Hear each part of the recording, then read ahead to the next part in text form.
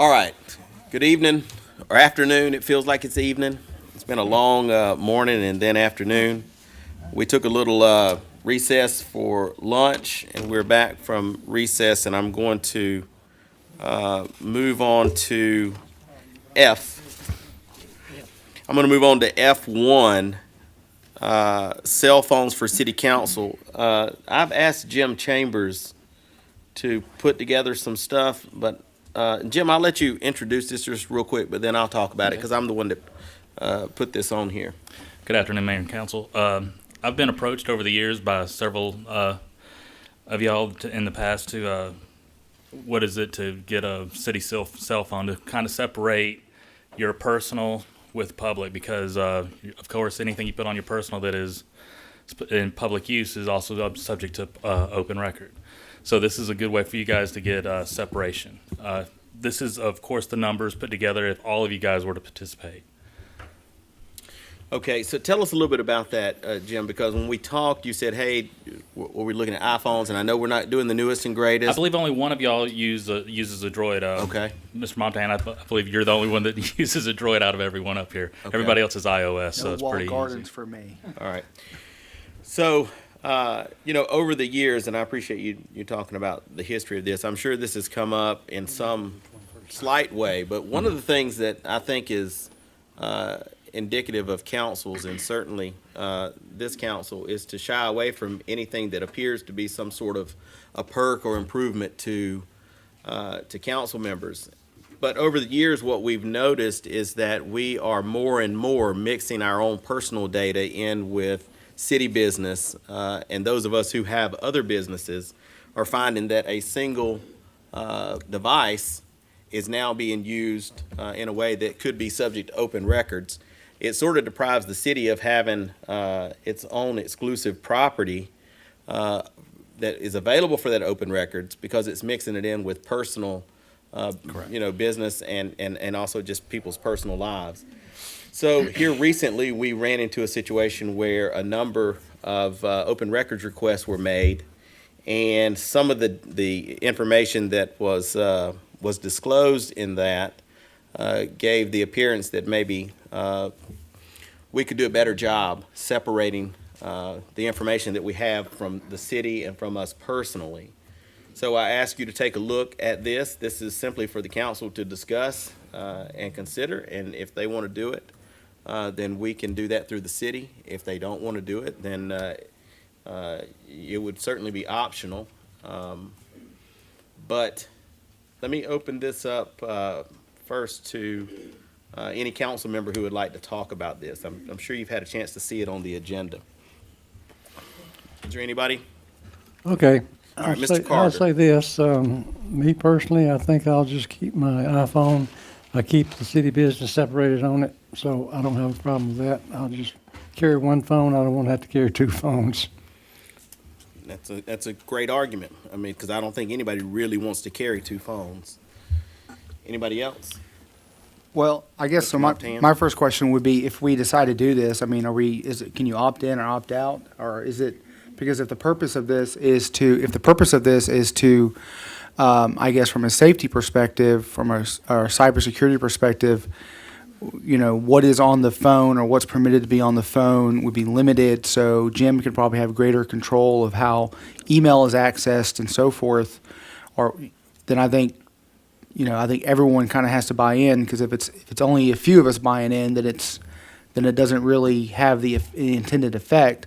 And then the second issue is the open records request and just the functionality. So, for example, when I added, when we switched over from, I think it was the Exchange server to Office 365, or when the city did that, I could no longer use my email app for both my work email and my city email. So I had to download another email application in order to operate that. And so I guess that segregates it in some way. So if David comes to us and says, I need to see, and he's done this in the last couple of months, I need to see any communications regarding this, it's not in the same app now.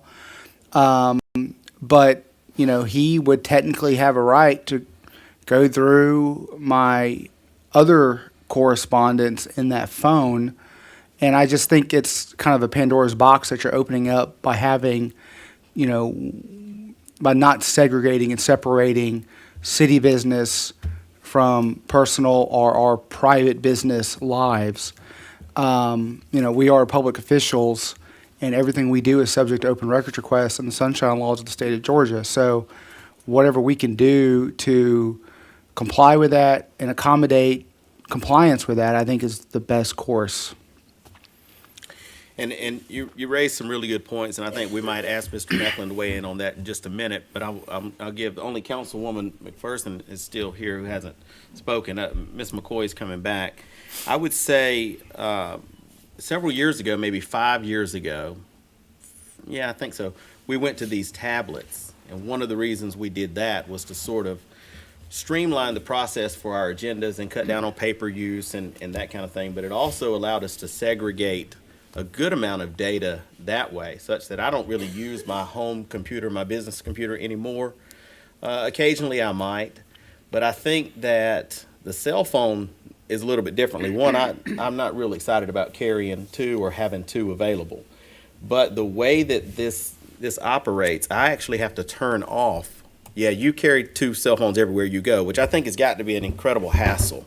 Mm-hmm. But the way I have to segregate in my system, I have to turn one off. So typically, because I have a business and I have a personal life, I turn off the city notifications. So that and how those are segregated in my phone. So I don't get those until I purposely go to get them. Where if they were on their own device, that would be handled differently. But let me see if Ms. McPherson wants to weigh in first, and then I'm going to ask the city attorney to talk. Do you have anything? Yeah, Okay, go ahead. from the first time we became city council members in the initial training, the attorneys really encouraged us to not use our personal email, you know, and use the city. I continued using my personal for quite a number of years because our mail at that time, it wasn't user-friendly. It just wasn't. I was trying to have people that knew a lot more about it trying to help me, but it's gotten so much better. It's gotten so much better, and so a number of years I keep it all separate. On the phone, until now, out of all these years, I've never really, the open records never has been an issue, and it's only been once out of all these years. I have no desire to keep track of two different phones. And on top of that, so many of my constituents have my phone number, and you know, they don't call off, and it's just convenient. They already have it. They know how to reach me. I'd have to have two numbers and get everybody switched over to another one, and I'd have to carry two phones. I don't want to carry two phones. Keep track. So, well, all right, let's let Mr. Carter speak first. Okay. It's fair to say that you don't keep track of texts. No way to keep track of texts between us. No, sir, even the provider Okay, will but only you do do it keep for 3 track of the days. emails, right? The Yes, sir. emails go through our email address. So if we only used our emails for correspondence, he would have a record of all the email correspondence. So if we limited it to that and get off the texting routine, that would serve the same purpose. He would be able to supply all emails between us. Is that fair to say? I don't think that's, well, let Jim weigh in on that. I mean, I can see where the emails are being directed at, where they're read at, what device they're read on. But still, when you're, and Mr. Macklin may be able to clarify this with me as well, the way I've always understood it, when you bring any city data onto a device, that device is subject to public record. End of story. That's the way I've always understood it. That's the way it's always been explained to me. Doesn't matter how well you're separating them on the device itself, that device is open to public record. I guess now we go to the attorney. All right, yeah. So now that I've let counsel, David, and we haven't talked about this. We may have talked about it some years ago, but we certainly haven't talked about it in any discussion regarding this particular. You know, this has come up a good bit lately. We've had we've had a little bit of a learning experience, and that's why we're bringing it here. But let me let you weigh in a little bit on this and how maybe it impacts what you're reading as a city attorney. Yeah, it is, It's a situation fraught with danger for all of you, and I wish there was some easy way you could all make it go away, but there's not. Anything that you have on your telephones that you're using for official city business, which is, texting, emails, is subject to a request for open records.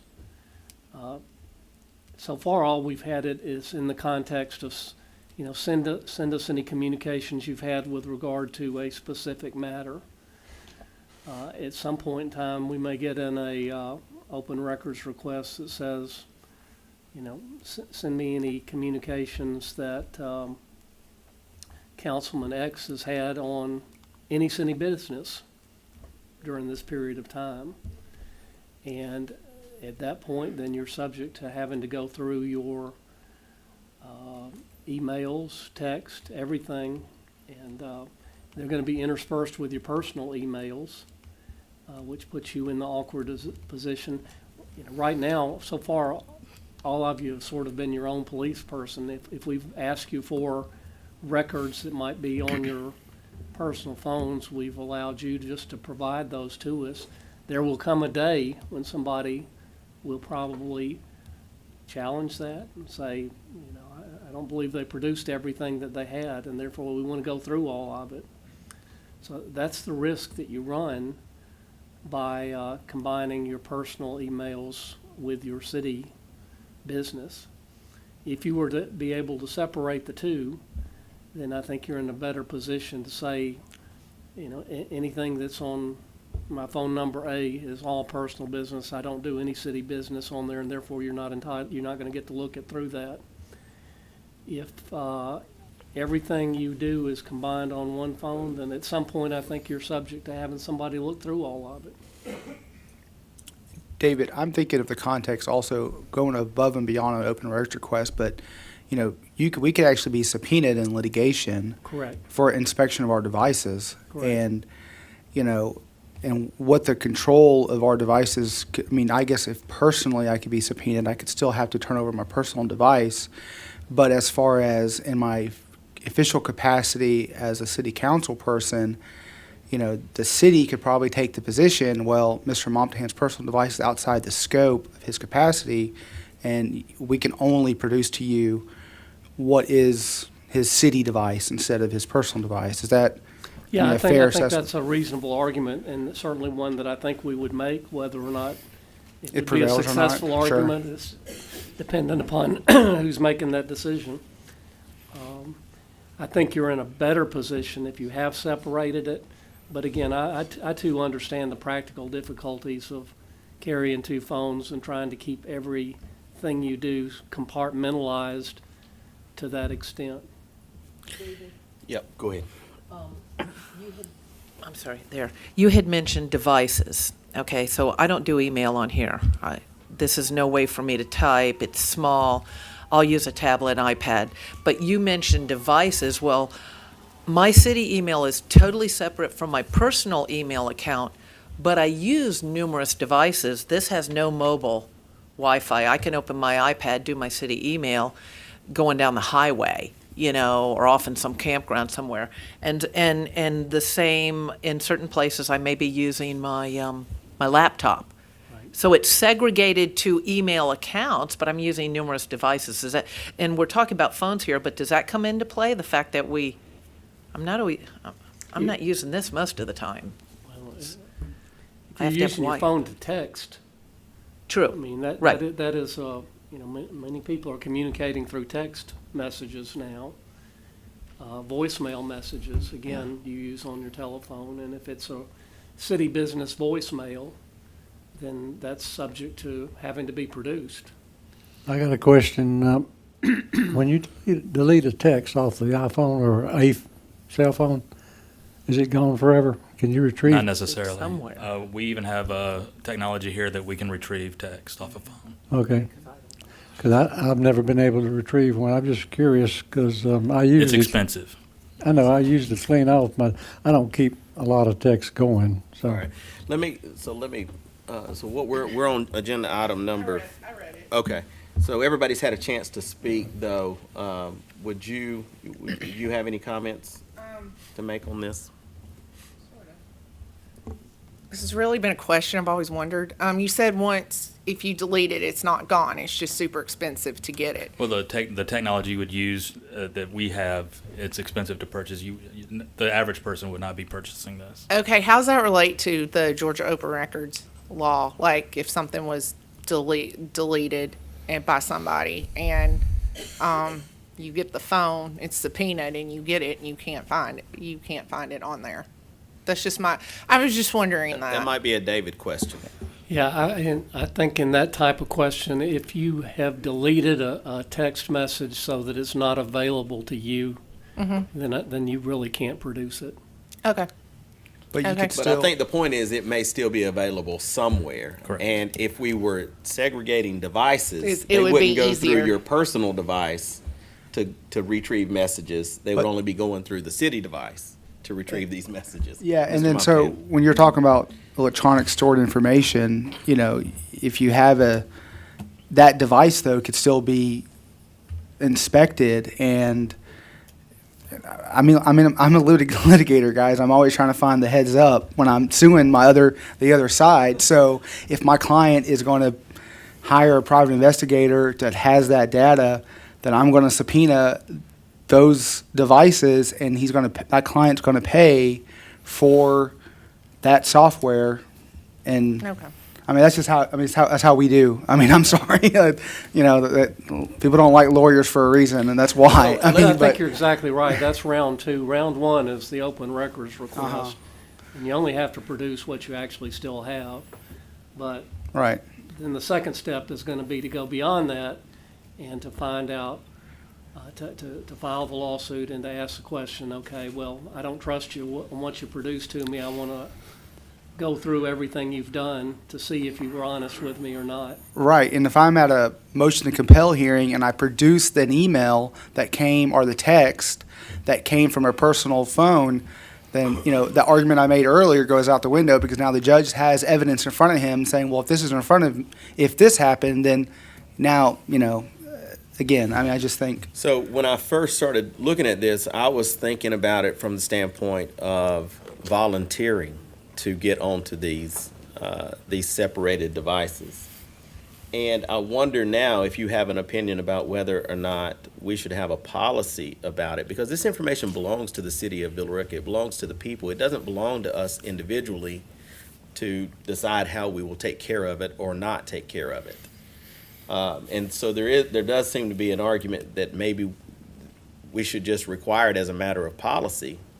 But I think at some point, even if we don't, even if it's voluntary, and we may decide that today, we may not do anything, but when you start getting into a real lawsuit and you start going through discovery, somebody's going to regret in a way that they didn't expect that they've had to turn over their personal devices. It is a sobering realization to realize that any person in the world can ask to look through your cell phone because you're a public official. We just haven't really run into that here, not to that extent, but we can see a situation where that could happen in the very near future. So my thinking here is that we need to come to some idea about whether or not we think it's a good idea for for Jim to get cell phones for everybody, and whether or not we should require that. Does anybody have any thoughts on that? Because this is kind of a big deal. We've never done this before. I think the mayor years ago used to have a cell phone. I think not this past one, but the one before that. I don't think he liked it. I'm sure I won't like it. I'm sure these folks won't like it. I'm sure I miss a lot of calls because by the time, I bet I get more than 100 calls a day. But most of it's not city. A lot of it is, but most of it's not. But by the time I segregate through all of it, I'm sure a lot of folks aren't getting the responses that they might have wanted. But having a separate device puts a new requirement on me because now it's separate. So it ain't all rainbows and Skittles. It just seems like it might be the responsible thing to do. Anybody want to weigh in on whether or not we should have Jim get cell phones for everybody and whether or not we should require it? I have a Ms. comment. McCoy? I actually think it's a good idea to have it segregated, and kind of the way I looked at it in my mind is like the old school landlines. When you had your office, it's your office phone. We're out and about. We're in the community. That's a good way to look at it being our office phone, since we're not in City Hall or something all the time. So I actually like the idea, and I think it's a really good idea. Okay. Anybody else? Except we didn't carry the office phone in our pocket Right. or on our waist. You can require it, but that doesn't make me carry it. Life has some risk. I'm willing to assume some risk. There's nothing, I believe in privacy, but there's nothing on my phone that anybody's going to get on me I'm more concerned about what could be embarrassing to a friend or a family member that's going through a crisis that you may not want to be public, and I'm not sure how public it would get liability-wise. I'm not interested in another phone. I get that, Yeah. but I think- beyond your role, let's just think about it like maybe from an attorney's standpoint. He may have some client's information on his phone that he don't want out there. It's not embarrassing to him, but I have contract information on my phone for real estate transactions. Not embarrassing, but it certainly might put someone at a disadvantage to have it. I understand what you're saying, but there might be a broader argument there. And I also am not saying that we should require them. I'm asking Yeah. that as a question. Well, with subpoena power, though, I mean, really, they It's can just take all your stuff? Okay, Mr. Carter? now, conversations between people on the phones are not recorded, that's correct? There's no way they keep up with, if I call Leslie and talk something out on the phone, I'm not nobody recording. nobody has a way of recording, unless they happen to have a secret recording. I would You never say can't- nobody. No, you can download a NSA recording has- app. There are recording apps. Yeah, I'm sure there are recording apps. I used to have one on my phone. But if I'm, if you do decide to get these phones, mine will reside at the house, and I'll check it occasionally when I think about checking it. But if you want to get a hold of me, you still got to give me a call on my Well, phone. and I think that stuff is not subject. Maybe the call logs would be, Right. maybe, but not the content of the conversations. So I understand that. What about you, Mr. Montana? I mean, just to kind of address what Councilwoman McPherson said, is that if you're concerned about others who might have embarrassing information or, or life issues, then I think that's another good reason why we should have different devices for different contexts. So if you have a constituent that you're also a friend of, and they're messaging you about city business, then we need to kind of tell our friends who are also our constituents to say, when it comes to a city matter, you need to contact me via this device on this phone or this text, like we already tell them to do that on our email. But if it comes to a personal matter, then this phone or this number is appropriate. And I think that helps David's future argument. We have a policy that the city has a policy that city business is not conducted on personal devices, and therefore the only documents or the only items that are responsive to the litigator's request are on these devices. And if you can make David's job easier by not having that text out there or that email out there that came from a personal email or personal cell phone number, then he can better make that argument in front of the judge. So, I just think it's going to take some training for everyone to think, and I already do this. I mean, my signature line on my email says, if you're emailing me about this, you're emailing the wrong email. You need to send that to my law firm email. If you're emailing me about this, then you just need to send that to my Gmail. I already do that. And I get clients that email me on my personal email all the time, and I have to forward it over, and I have to tell them, do not email me here, email me there. And that comes from also a staffing perspective. I need to let my paralegal know about that and my assistant know about that, so that way everybody's in the loop. But it also comes from a brain, like this is home, this is work, so it all just kind of, I don't know, it all just kind of goes together. Okay, Well, that's a good point, Mr. Carter. even if you had a separate phone for the so-called city business, what's to prevent them from subpoenaing the other phone just to make sure and going through it anyway? That's Because what I he think said, that's but what I'm he's saying saying. he still would have a better argument. You would have a But it's better possible. argument. But you got no argument. They can get your phone. They can still subpoena your Not phone to necess- check it. And Well, they can but the go city through can it. move, you personally or the city can move to quash that subpoena, and the basis for that motion to quash would be, I do not conduct city business on my personal phone. Therefore, it's not should not be subject to subpoena power of this court. But if What you I'm don't saying- have if separate you don't devices, have the separate devices, you can't make that yeah, argument. You can't even make that And argument. if you do have separate devices and you continue to use your personal phones for city business, then you make David's job easier because he can't make that argument to the court. And So if they give me a phone and I put it at the house, I can still go ahead and do what I would need to do with my phone because they can't get a hold of my personal phone because I've got a city phone sitting at the house. except when a lawyer like me comes along and says, well, I have a text right here from Danny Carter where he texted me from his personal cell phone number and it was about city business, and they present that text to the judge, and the judge says, well, Mr. Mecklin, your argument is out the window because they've already produced a piece of evidence that goes to the other side's argument, and now I'm going to have to basically deny your motion to quash, and Mr. Carter's going to have to bring his phone. What if it's just an email off of my I think city email address? In my view, and this is, I'm not the city attorney, but in my view, you have more of an arguable position with email because email is not stored on the device. It is stored in the cloud, and it comes from an email. That's how I would say. I mean, I'm not David. I'm not representing the city, but that's how I would argue that. I can verify, though, on which device you read your email on. Oh, wow. So that's also discoverable information, probably. So if I, So if you're so going if to I move read to the email on a different device, is that device? I can tell by MAC address on which device you read the email on. Correct. So if if I- you were going to be on a separate device, you have to really be on a separate device for all That's city what I'm saying. business. Yeah, 'Cause so, otherwise- so are you telling me when I'm out of town and I'm using my iPad? Webmail, it doesn't matter. Again, Okay, well, though- see, there's no way avoiding risk. Well, again, though, at least at that, There's David, risk. you could make the argument, at least then, when it comes to email, everything was turned over. The question is also about, is everything actually turned over? What's the scope? He can tell it came from your iPhone, even though it's a city email address. Right, but let's go back to, let's just go back to this, where we're talking about the text.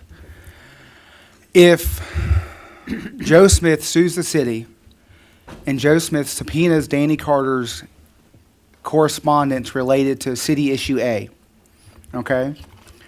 Danny Carter, or David, responds and says, here are all the emails from dcarter@villarica.gov regarding city issue A. And then Joe Smith's lawyer says, I have an email from dannycarter@gmail.com regarding city issue A. I think that is where David's argument in response to, in support of a motion to quash a subpoena falls. So the point being is, if we do this, when we do this, from here on out, no more city business, not saying that we do that currently, but city business should not be conducted over the personal accounts We can do that being, But you can make phone calls. You can make phone calls, and they can't recover that.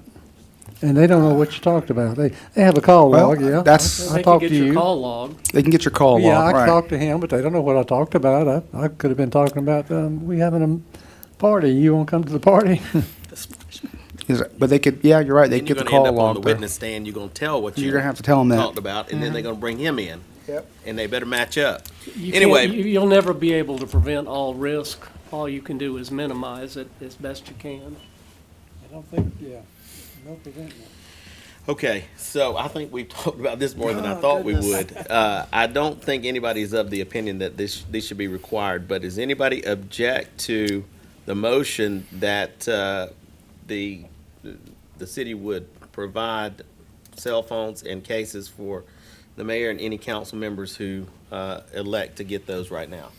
My question would be, in the motion, it has a general approval, but in the background section, it talks about different options for phone and Well, I think you so would have to forth. go to Jim for your specific needs. Okay. And Well, I that got would be another my question. understanding. What Mr. is the Carter? total cost? I couldn't tell from this It depends exactly. on how many opt in. If like this total cost down at the bottom is based on if everybody opted in. So it if ever, reduces by effectively $250 each if they don't, something like that. Correct. Okay. Is it 312768 annual price? Is that for the That's for the actual line to be That's just for activated. the line. So you still, right, the cost for the phone ranges from $509.88 to $1,343.94, depending on if persons select the iPhone 11 at $49.99 per phone or the Samsung S20 at $199 per phone, which I thought was interesting that the Android device is more expensive than the iPhone device. So these numbers presume, Jim, that everyone opts in. If everyone opts in and everyone gets an iPhone 11 at $49.99 per phone, then it's $509.88 plus the case with the case and all that. Is that Correct. right? These are iPhone 13s. iPhone 11. They are not. No, They're- I specifically said not They're the 11. newest, greatest. They're 11. And sometimes I can get the Androids for free, but right now this is the pricing that I saw on Verizon right now. Right. Is there any change to the motion, guys? Is there any objection to this motion? Yes, ma'am. Go ahead. Can we pretend like all of us have something embarrassing on our phone? Can we not pretend like I we're don't. just squeaky clean and everybody's got something, whether it's your kid sending you a stupid photo or something like that, everybody's got something embarrassing on their phone or something personal you don't want getting out in open records, and that's probably true. That's probably true. I'm perfect, by the way. What'd you say? You're I'm perfect. perfect, yeah. You're perfect. Yeah. Okay. No, no. We'll see if we can get an open record request for your phone there. All right, but if there's no objection, I'm gonna make this consent number 10. So it doesn't make them all have to be purchased. It's an No, opt-in. it's each Correct. person Right, okay. Okay. would let Jim know. All right. I think it's probably the right thing to do now, and maybe later the city may decide to do something different. Okay, let's move on to Parks and Recreation. G1, July 3rd fireworks display. Tracy Ivy, come on up. Now we talk about the size of fireworks. Please don't. I hope this is much easier than, The increase in officer pay. Oh, I didn't make that a consent item. Sorry. Make it consent number 9. 9, okay. You said 10, I but did. it's 9. All right, go ahead, Tracy. Sorry. good afternoon. I'm here for today is to get authorization to approve Pyro Shows / East Coast as our fireworks vendor for the 2022 fireworks display extravaganza. In your packet is included the RFP that we used. We had one bidder respond, and our price has gone up about 22%, and basically that's because of about a 20% increase in the cost for shells. I thought we would see increases in gas and in transportation and those types of costs, but basically the 20% is in the price for the shells this year. So our budget, we have $23,000 budgeted, and I feel confident that we'll find the other $5,000 in our budget somewhere to transfer over. If not, we'll go to Jennifer and Finance to make a budget amendment next month. So is Pyro Show East Coast, is this the same vendor from last year? They merged together. So the Pyro is what I remember. That's who we did. East Coast is who we used last year. Right, but didn't we use Pyro two or 3 years We had ago? used them, I believe, in 18. Or I think no, that it was was a that they bid in 2020, and we didn't have the show in 2020. So East 'Cause Coast, 18 or 19, we had a really stand-up show Yeah. out there. Is this the same show we've had in the past? it will be the same show we had. I had the technician actually come in because I was a little confused about the number of shells, and I got bogged down on how many shells is this show gonna see. Different sizes, different shells? Different number, sizes, and different quantities per each. So I got really concerned that we were not going to get the same quality show. So I had him come in. We had a great conversation about how a pyro musical is actually done and put together. So it's basically derived off of the soundtrack that we use. So we provide a soundtrack, and they match that soundtrack with shells and different sequences and that type of thing. So I feel comfortable that we'll get the POW that we had in 2020. 2021 I thought was a really good show too. I know Okay. Matthew and several of you were there, so. All right, is there any other questions on this? Just that some of the shows have been, maybe there's one or two that have been outstanding, but they have always been good. I can't remember a bad summer. All right, any other questions? All right, is there any objection to making this consent number 10? None. All right, let's do G2, portable restrooms for July 3rd fireworks.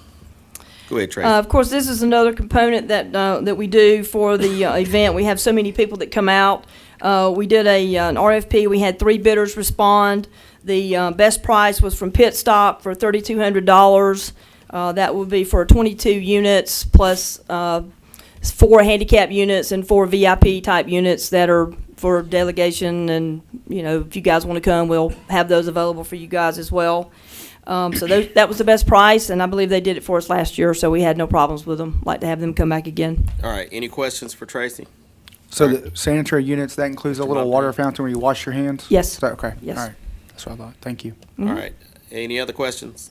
Any objection to making this consent number 11? None. No. All right, thank you, Tracy.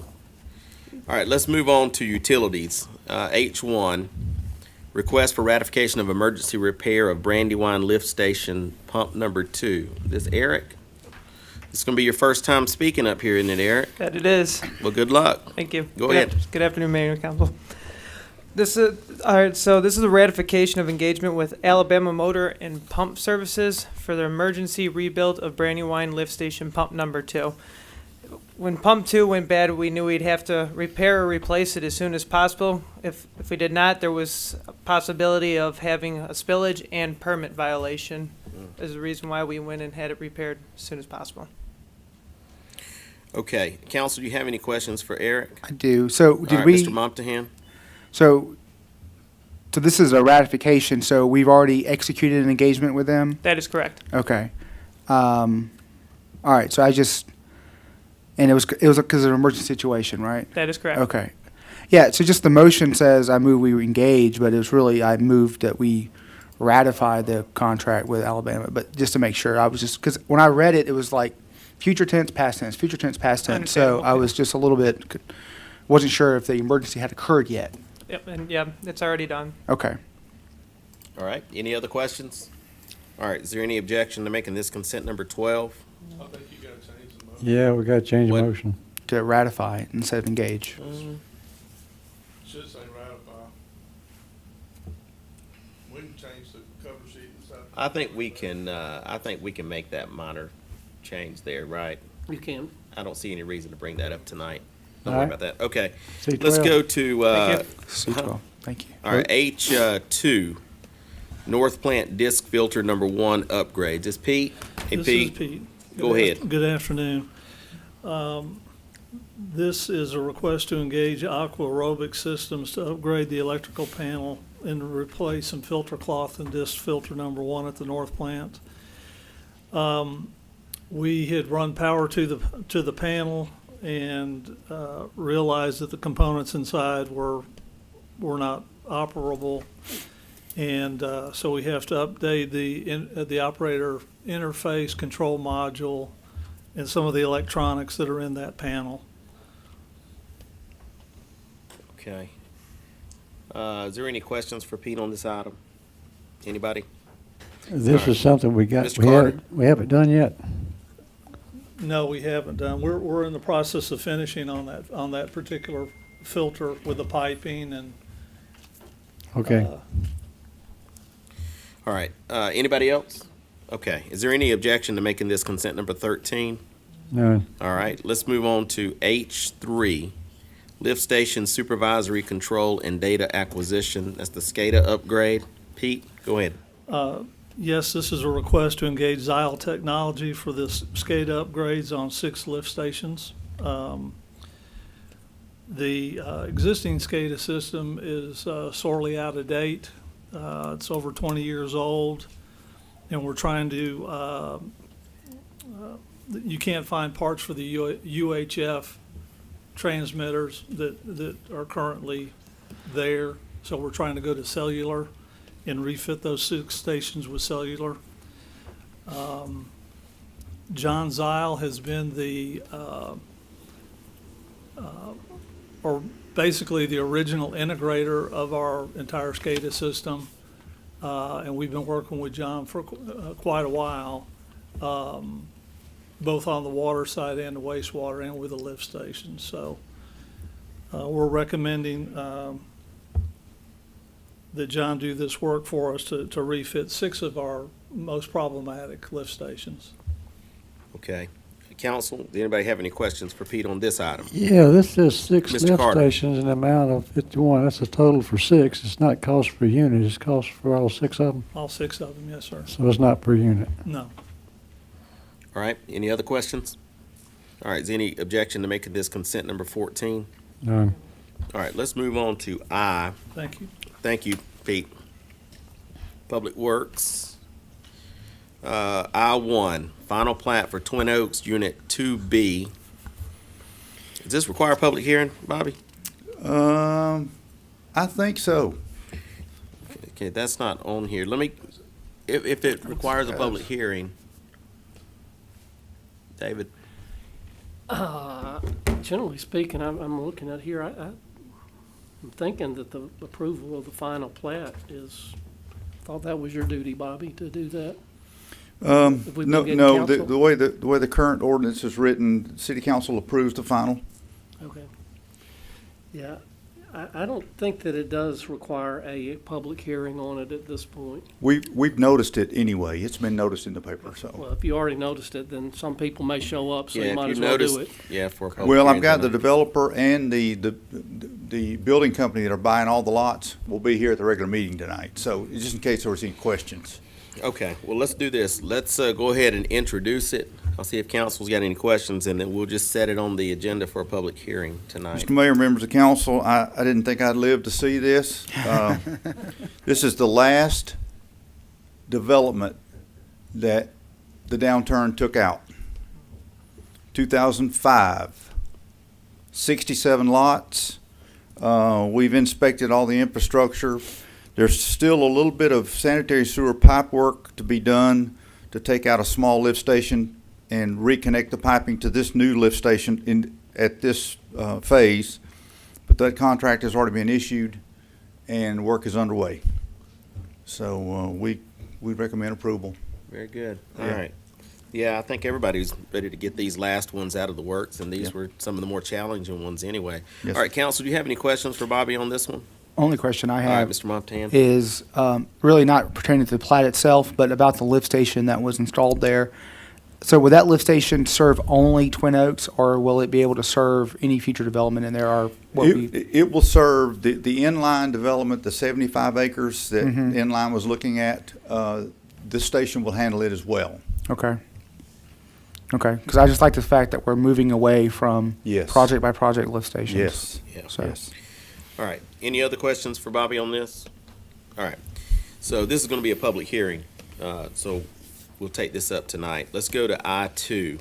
Purchase 2022 International HV6-7 grapple truck for solid waste department. This is Charlie Davis. I'm Good not sure about afternoon. the drum roll, but Yeah, really. go ahead.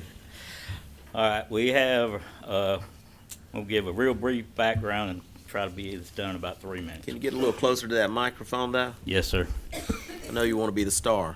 Absolutely.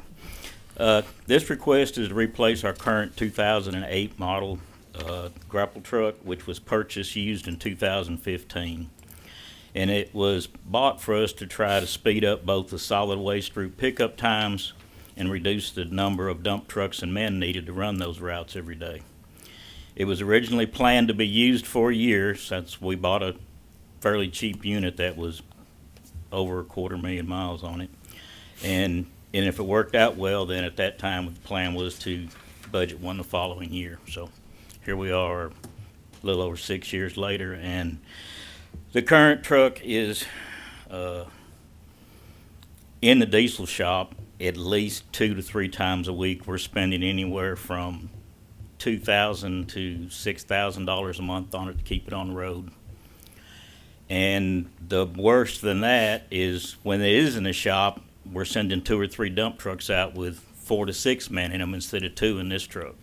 So it's really eating up our both vehicles that, other dump trucks that were wearing out, and our manpower that need to be doing other things. The other problem is that the parts that are failing on this truck are the emissions. And this particular truck we bought has a Mercedes drivetrain, which was only done for a few years. Those parts are now obsolete, and if they were available, the cost to fix it would be near $30,000. So we're kind of in a no-win situation on this one. All three of these bids I got were on state contract, and the good thing about the low bidder is right now, as everyone knows, truck availability is nearly non-existent. The low bidder has 2 trucks on his lot that are basic model trucks. All they have to do is build and install the bed part of it, which gives it a 5-month delivery. The other 2 bids on here are into the second quarter of 2023 because nobody has any trucks to build. And this is someone we have done business with before on a couple of occasions with other things like our street sweeper and things like that.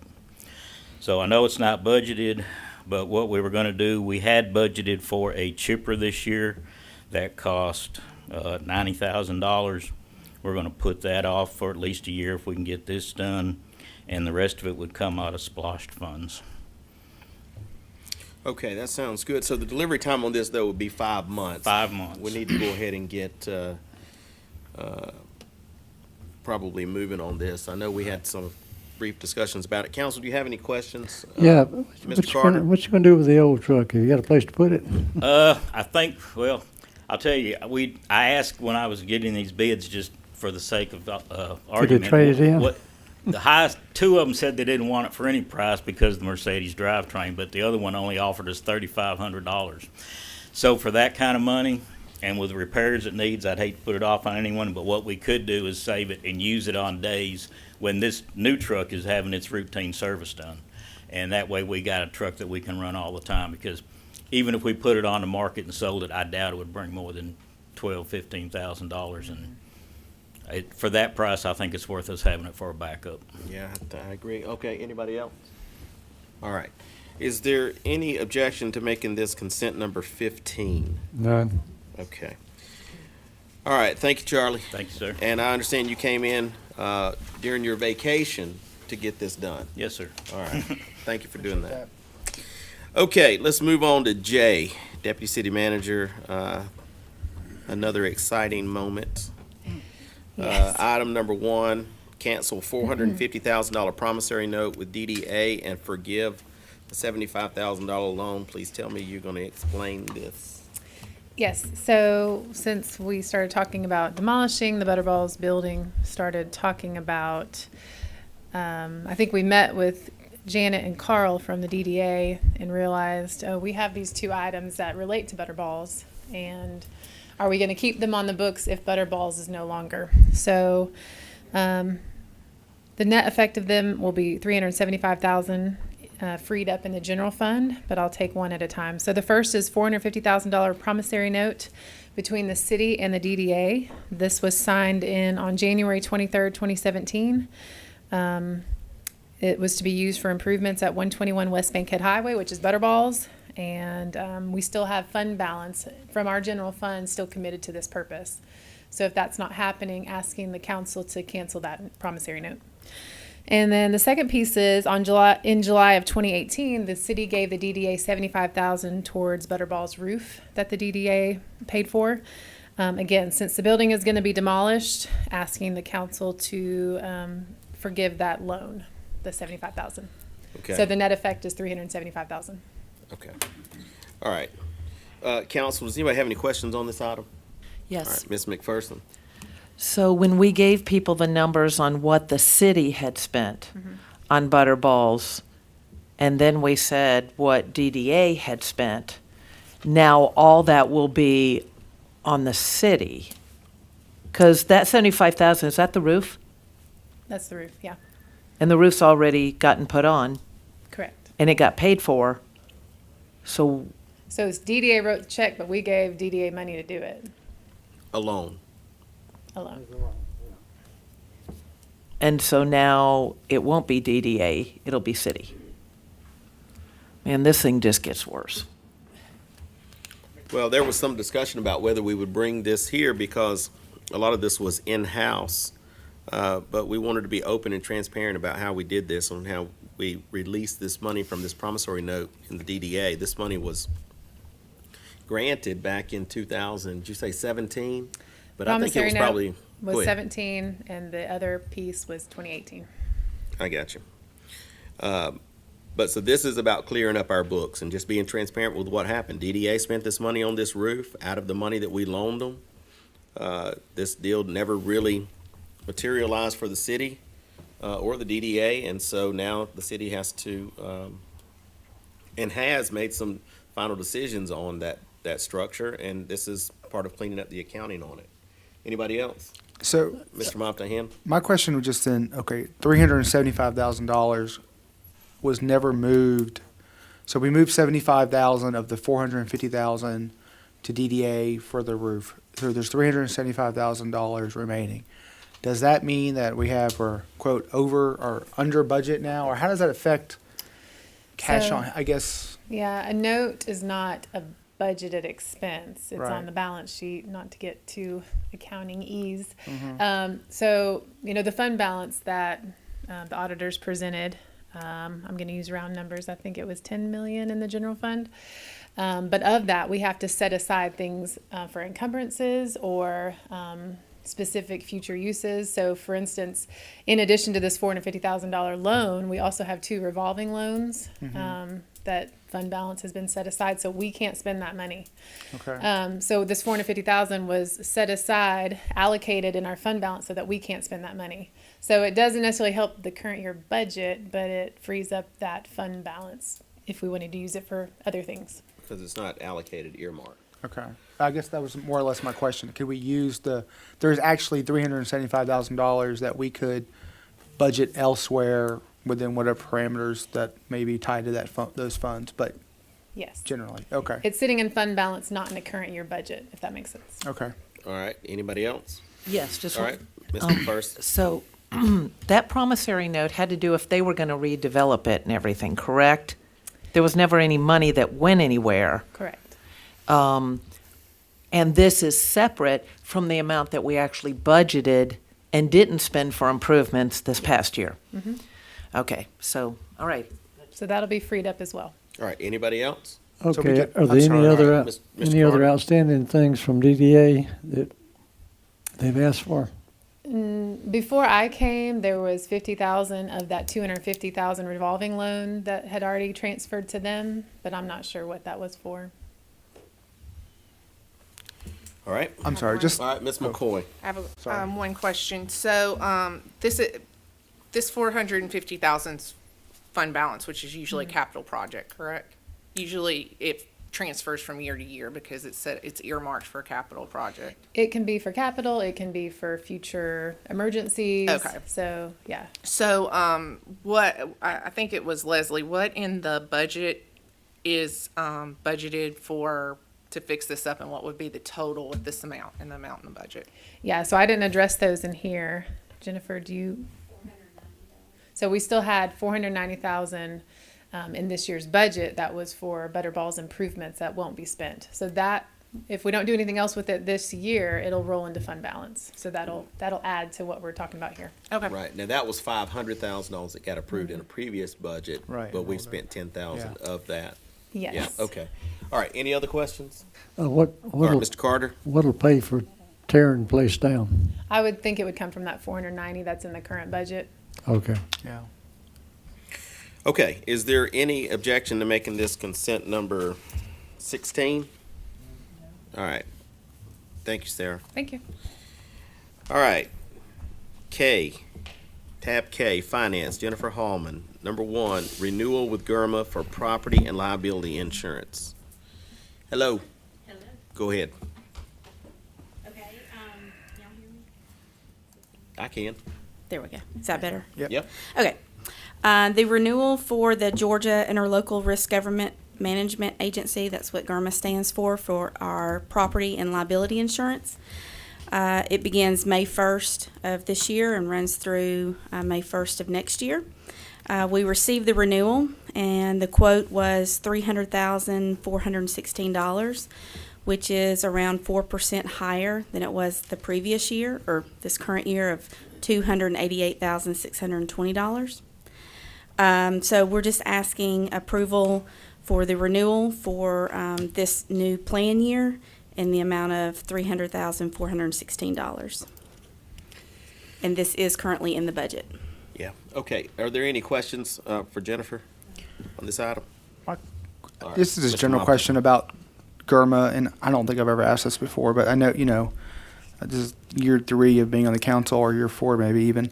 And so I guess, are they the only place that we could get insurance from? Is there some mandate? Is there any reason why we pick them every year? They partner with GMA, the Georgia Okay. Municipal Association, so I believe that's probably one of the main reasons that we go with them. Is that correct? Is that partnership? Is Gotcha. So we have I gotcha. So because of our kind of current relationship with them, we continue to use them. I mean, I just didn't know if we ever shopped this around or what that could do or whatever. So I think we- There's probably 3 Yeah. different providers of that service, and, my experience is GERMA has always been very attentive to our needs and been very helpful and supportive of us. okay. Thank you. And of course, in that vein of thought, I don't mind shopping it around. I mean, we talked about other things that we might shop around, but GERMA has tended to be the go-to here, and we do have the other issue with Punkintown Road. So, is there any other questions? All right. Is there any objection to making this consent number 17? None. All right, let's go to K2, fiscal year 2022 budget amendments, numbers 169 through 186. Jennifer? Okay. The first budget amendment is in regards to the grapple truck for the sanitation and solid waste fund that was presented earlier. Again, around $90,000 was already budgeted for a brush chipper.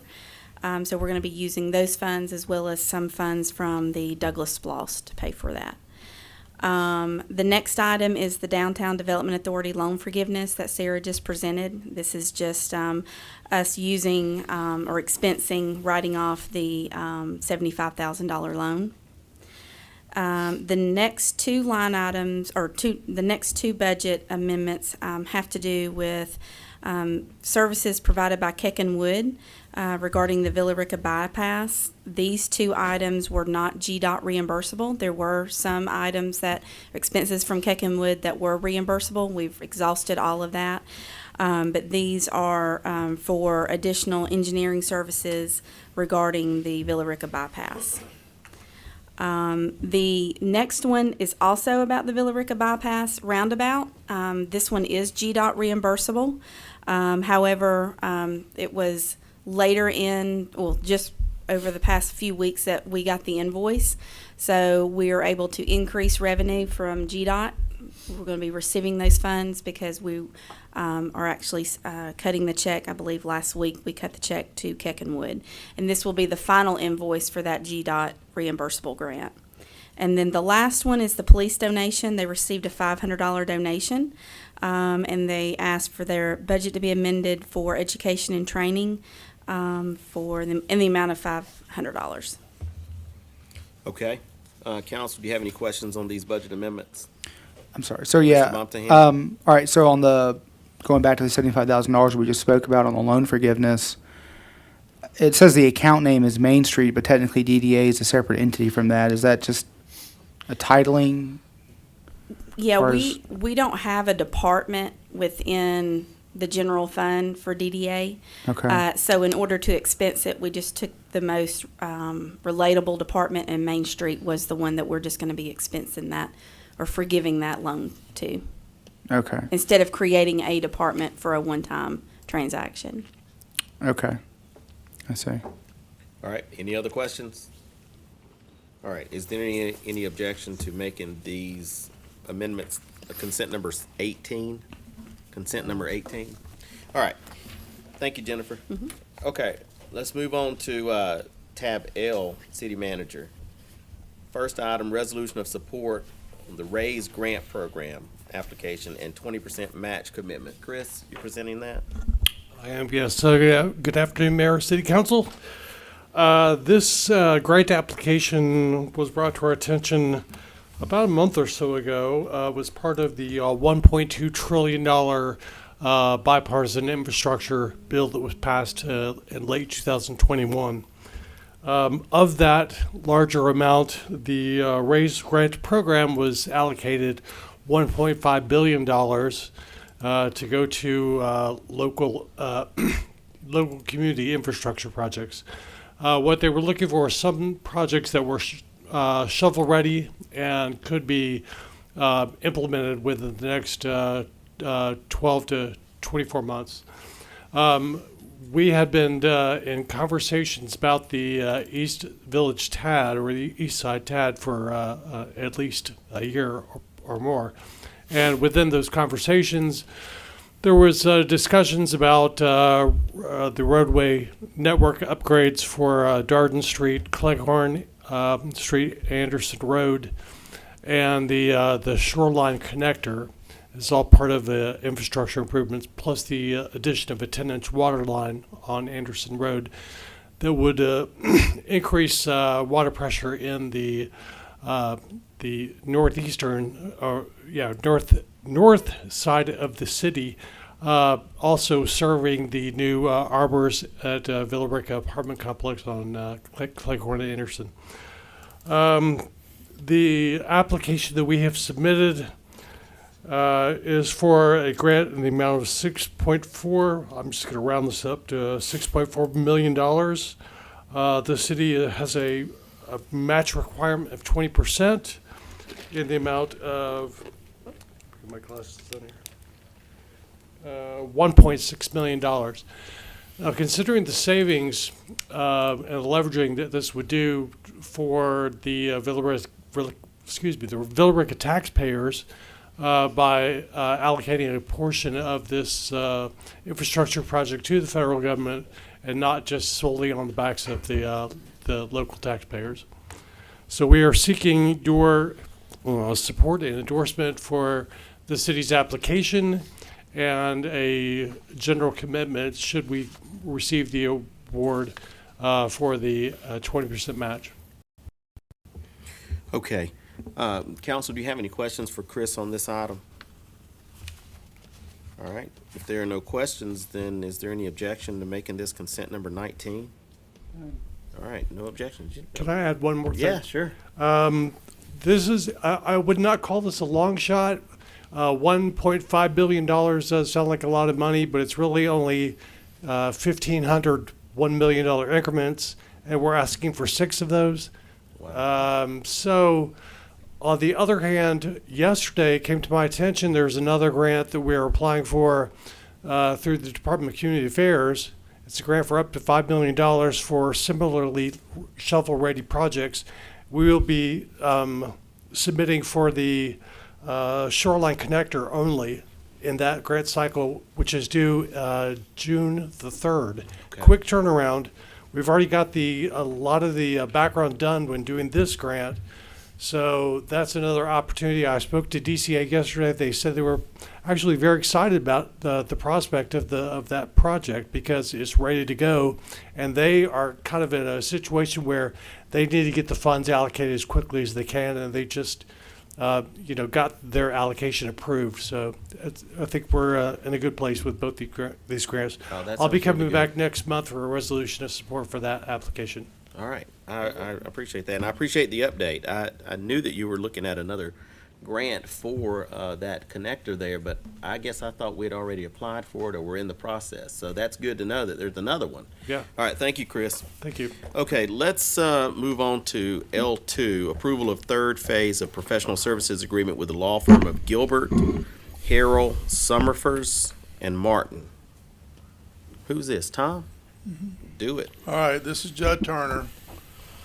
We approved an initial engagement with him a year ago for 6 months, and then we did a 6-month extension. So this is the next 6-month extension. Of all the things that we've done since I've been here, engaging him has been one of the better decisions. His connections we cannot duplicate He is helping us try to navigate the maze of EPD decision-making and personnel changes. He's got access to the top of the organization, has good connections in the state. In addition to that, and the reason we hired him or engaged him to begin with was to help us with our water contract situation, and he's made some pretty good headway there, and still has some additional work to do. So I'd like to recommend that we continue to use him until we either get a yes or a no on some of these permit issues and contract decisions that we're trying to make. So this is a 6-month extension? Okay. All right. Council, does anyone have any questions for Tom? You say he's made some Mr. headway. Carter? What is it he's done for us so far? So one of the ideas that we had early on was to try to talk to Cobb County and to buy water from them through Douglas. And in the course of doing that, it has facilitated some conversations with Douglas that have resulted in some price reductions in the proposed new contract. And we're still trying to push that down. So we know what Cobb's price is. We know now where Douglas is. We just had a conversation with the head of the Carroll Water Authority, and their contract is up in 3 years with us, and their rate is going to more than double. I feel pretty certain. They just recently did a cost of service study that came in at over $5 a thousand. That's just way beyond anything, that we've heard so far. And to put that into perspective, our retail rate starts at something 380 something. Ladies, what's the bottom of the water retail? Is it 386 or 383 or something? Anyway, it's less than $4. I mean, so what we're going to get back as an offer from Carroll is probably going to be more than our retail price by a good bit. So we've got to keep working all that. We're still hoping to also have conversations with Paulding. Their new reservoir is almost 2 years old, and their water plant, I think, is almost a year old. And so I think they're closer to a place where they can tell what their ongoing cost of operations are. And so we're trying to get the best deal that we can get out of the 4 of those. The other thing that's happened since we've been working with Judd is Pete has been working on our physical water connection with Douglas, which, as you know, we haven't used since 2008. So we finally got that to work about 2 weeks ago. And so we're running a series of tests on that to see what it does to the rest of the system, to buy water, to inject water from the other side, which we've not done since any of us have been here. So there's nobody on staff that's ever seen this before, because we don't have anybody that was here in 8 that was, running the plant or in the utility. So that's not just a theoretical connection anymore. Right, we had to re-engineer it and re-equip it and spend a bunch of time on replacing things and getting it ready to go. So that's the progress we've made. Hopefully, we're going to come out of this with a contract that we can live with. All right. Anybody else? Okay. So this is a 6-month extension. Is there any objection to making this consent number 20? Okay, let's go to L3, draft of intergovernmental agreement between Villa Rica and the Carroll County School Board concerning the East Side TAD, and then we can talk about these two together. I'll let Tom introduce it a bit. Let's just talk about both of them at the same time, and I'll do the motion separately. Go ahead. All right. In the conversations with the individual members of the Board of Ed and the county commission, one of the questions that has come up, and I think it might have even come up in the December meeting at the V-Plex, and the question is, yeah, we hear what the mayor and the staff are saying, but is the city council on board? And even though the council and the redevelopment agency have approved the redevelopment plan, they haven't taken any other further official action. And so we feel like it would facilitate our conversation for the council to take a vote, give us an official decision that said, yeah, we're on board with where these talks are going. We support the IGA in concept. There's no way in the world this is the final IGA, right? This is a draft. The council, the school board nor the commissioners have come back to us with a single request for a change, right? Because we're not meeting with the boards in an official capacity where they're voting. We're only talking to the individual, so we're getting individual feedback. But at some point, changes will be made. We'll have to bring it back to you in an official, in a final version that everybody has agreed to. I don't know how long that's going to take or how many iterations, but anyway, I just think this would help me and the mayor and Sarah as we're working with these guys, for them to know that you're on board and that that you're keeping up with what's going on and that you support what we're doing. So the IGA that is in this packet, is the IGA in here?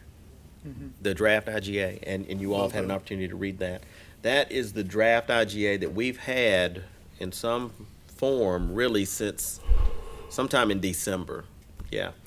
And we sent a copy of it to the school board, at least to the leadership, who then disseminated it to the school board in December, late December.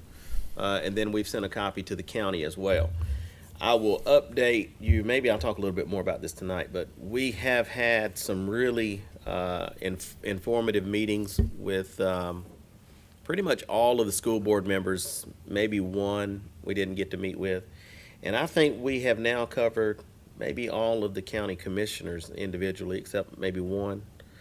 And these talks have been informative. They've been very, positive.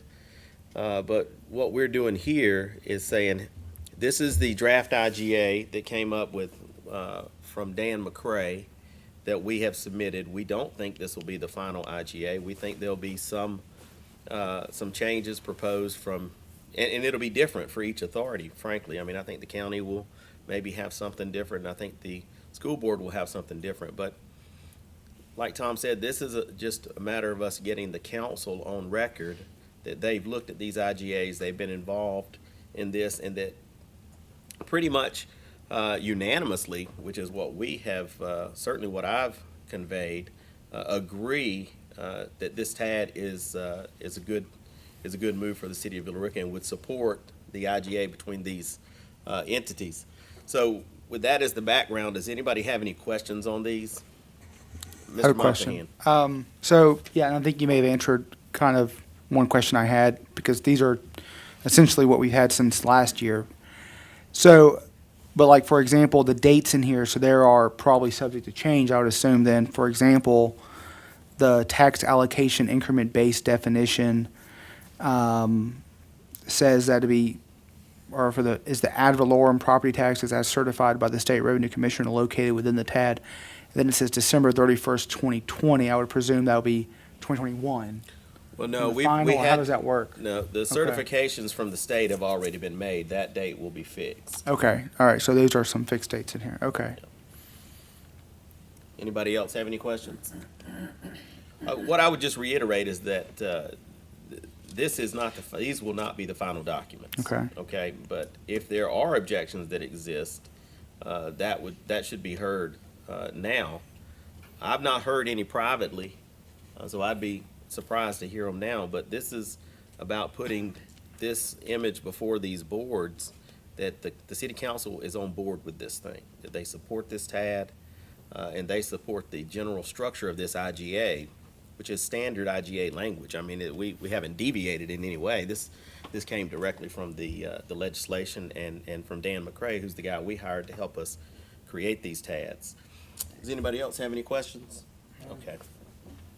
All right, if there are no questions, then I would ask if there is any objection to making these consent items number 21 and 22. All right, that is done. If y'all give me just a minute to flip through my notes here, then I will get to is there any public comments? They probably went home. They didn't all come back. All right, so what I'm going to do now is I'm going to, and I can already tell some of these people aren't here. I'm going to go over the consent agenda as I have it, and at the end, I will ask if anybody sees anything different. If not, then I'll have the clerk prepare it that way. Consent number 1, CVB appointment, Neville Beta. I hope I said that correctly. Consent number 2, CVB board appointment, Dan Christner. Consent number 3, presentation and authorization to refinance the Public Facilities Authority's Series 2015 bond. Consent number 4, Agan Development, City of Villa Rica, Mirror Lake Community Association Agreement regarding Summer Sport Detention Pond. Consent number 5, 2022 Community Grant Application for Alzheimer's Group of Carroll County. Consent number 6, 2022 Community Grant Application for Thomas A. Dorsey Birthplace Festival. Consent number 7, 2022 Community Grant Application for Villa Rica Lions Club. Consent number 8, Atlanta Eats Proposal, Villa Rica Feature. Consent number 9, cell phones for City Council. Consent number 10, July 3rd fireworks display. Consent number 11, portable restrooms for July 3rd fireworks display. Consent number 12, request for ratification of emergency repair of Brandywine lift station, pump number 2. Consent number 13, North Plant disc filter number 1 upgrade. Consent number 14, lift station supervisory control and data acquisition, the SCADA upgrade. Consent number 15, purchase of 2022 International HV67 grapple truck for solid waste department. Consent number 16, this is to cancel the $450,000 promissory note with DDA and forgive $75,000 loan. Consent number 17, renewal with GERMA for property and liability insurance. Consent number 18, fiscal year 2022 budget amendments, numbers 169 through 186. Consent number 19, resolution of support for the RAISE grant program application and 20% match commitment. Consent number 20, approval of third phase of professional services agreement with the law firm of Gilbert, Harrell, Summerfors, and Martin. Consent number 21 is the draft of the intergovernmental agreement between Villa Rica and the Carroll County School Board concerning the Eastside TAD. Consent number 22 is the draft of the intergovernmental agreement between Villa Rica and Carroll County, in Carroll County government concerning the Eastside TAD. Does anybody hear anything different? Was officer pay one of those? Because I didn't hear it. Was No, that, we're going to modify that and bring it back. okay, so because of the one word, some change, okay, all right, Well, we're going to take it all the way up to chief. okay, yeah, As we got to opposed modify, to- okay. All right. Nothing else? Okay. So, Madam Clerk, if you'll create the consent agenda there for that. Now I'm going to open this up for public comment. Let's instead of me calling out any of these folks' names, if you're here for public comment, come on up. We have one. All right, seeing nobody for public comment, I'll close the public comments portion of the meeting. Keeps me from having to read out that whole. Anything you want to add, Mr. Mecklin? I have nothing to add. All right, Mr. Barber? All right, folks,